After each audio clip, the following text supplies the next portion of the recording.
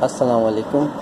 My name is Aryan Lodi and you are watching my YouTube channel sir A K Lodhi. Student, आज मैं business math के कुछ question मज़ीद solve कराऊंगा जो मॉडल पेपर से मैं सॉल्व करा रहा हूं। और इसमें बाइनरी पहले ही एडिशन एंड सब्ट्रैक्शन की एक वीडियो बना चुका हूं। अभी उसमें एक मल्टीप्लिकेशन का एक क्वेश्चन है मॉडल पेपर का, उसको मैं सॉल्व करने जा रहा हूं। इसके अलावा भी मैं कुछ क्वेश्चन को सॉल्व करूँगा, तो आप मेरी वीडियो को देखें ताकि आपके एग्ज़ाम में पेपर को सॉल्व करने में आसानी है।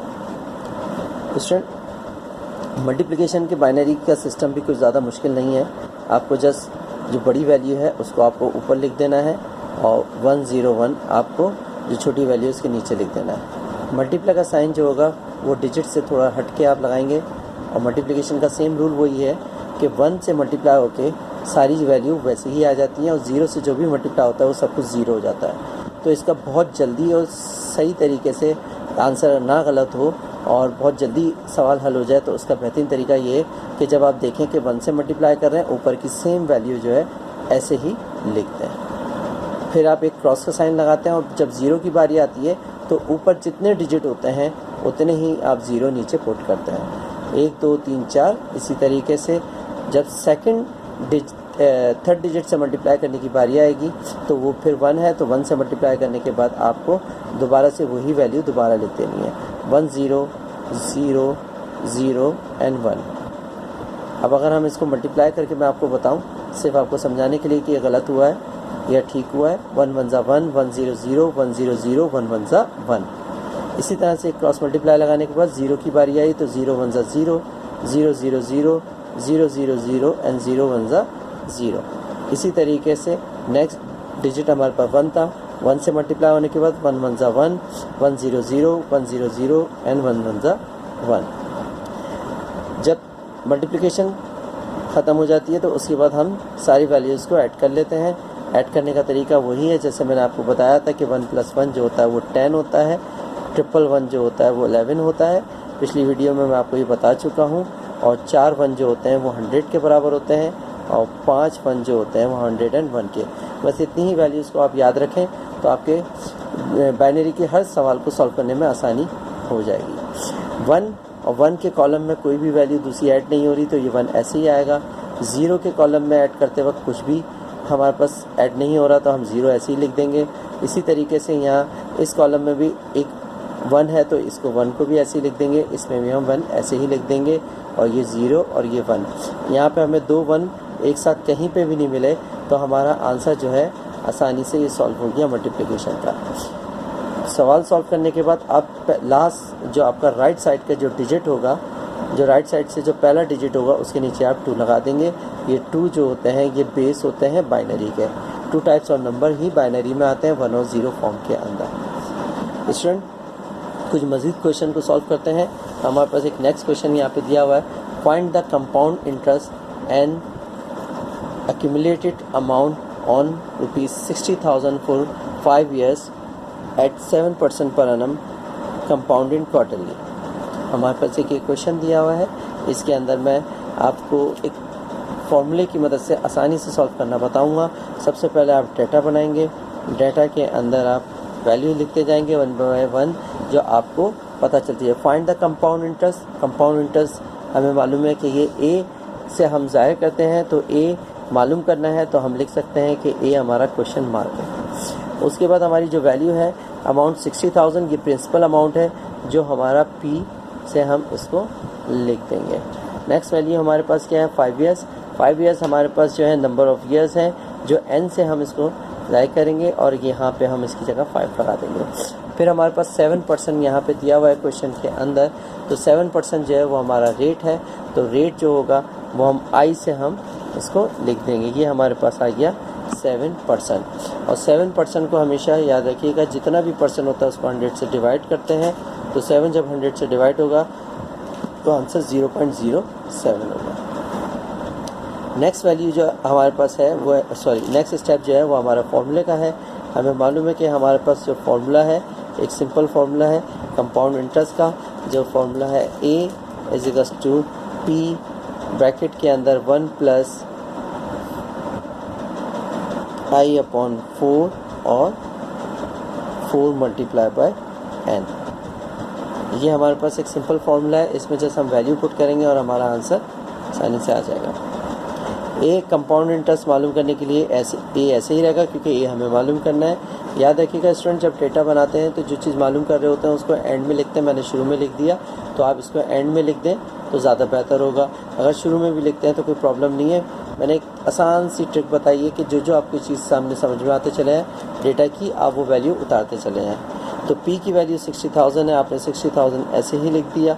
60,000 के बाद 1 ऐसे ही रहेगा, प्लस I हमारे पास जो है वो रेट था 0.07, हमने 0.07 ऐसे ही लिख दिया और डिवाइड बाय 4 और फिर 4 मल्टीप्लाई बाय n। तो 4 मल्टीप्लाई बाय n में हमारे पास 5 मौजूद है, तो हम यहाँ n की जगह 5 लगा देंगे। स्टूडेंट इसको सिंपल सॉल्व करेंगे, 60,000 अपनी जगह पर रहेगा और 1 प्लस 0.07 जब 4 से डिवाइड हो जाएगा तो इसका जो आंसर आएगा वो होगा 0.0175 और ये 4 5 ज़ा 20, तो ये 20 ऐसे ही आ जाएगा। ए 60,000 अभी हम ऐसे ही लिख देंगे क्योंकि अभी भी इसमें ऐड होना है, देन पावर इसकी निकालनी है। तो 1 और जब ऐड होगा 0.017 के अंदर तो ये हो जाएगा 1.0175 और इसकी पावर हो जाएगी 20।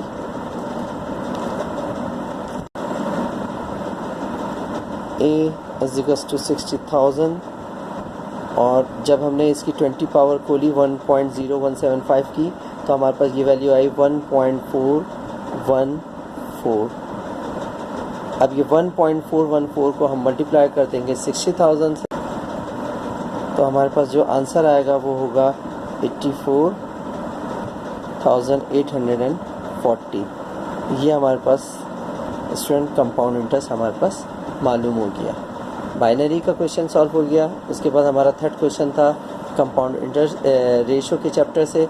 कंपाउंड इंटरेस्ट हमें उसमें मालूम करना था, तो हम आसानी से अगर हमारे पास फार्मूला याद है तो उस फार्मूले में जस्ट डेटा बनाना है और वैल्यू पुट करनी है। बहुत इजी पेपर है ये, मॉडल पेपर का।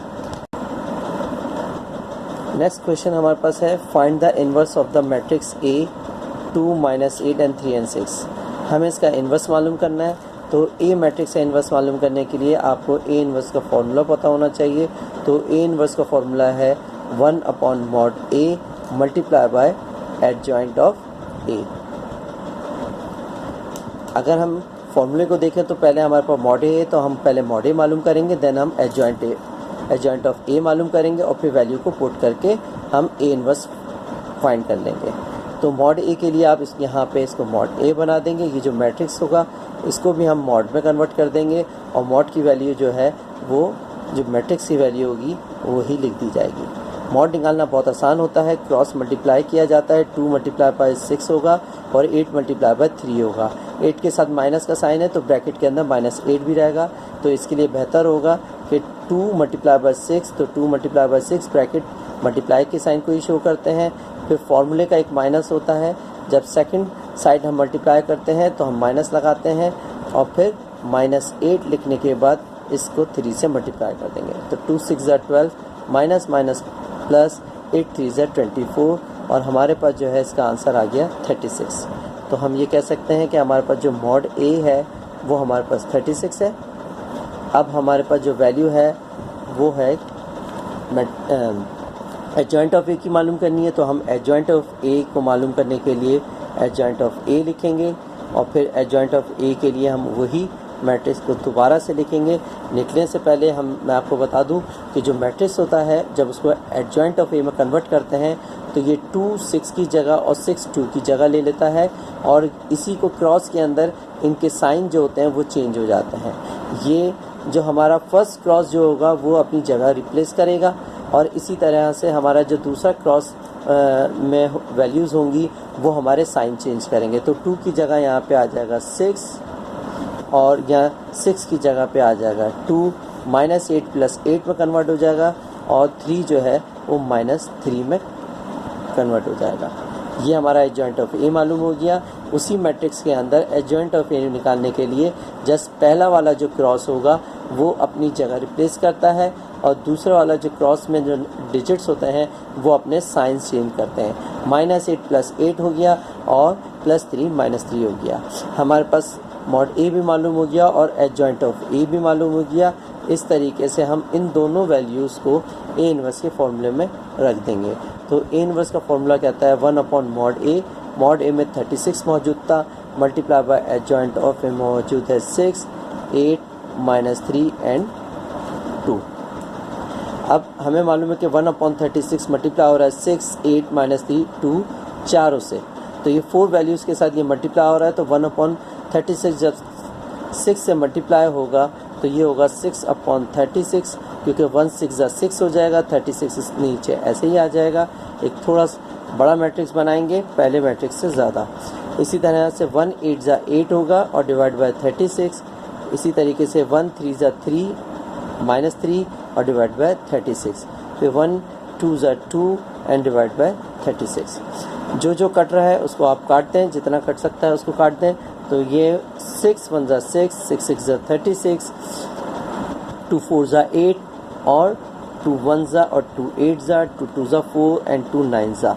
अब ये नहीं कट सकता। 3 1 ज़ा 3, 3 2 ज़ा, 3 1 ज़ा एंड 3 2 ज़ा, 2 1 ज़ा एंड 2 18 ज़ा।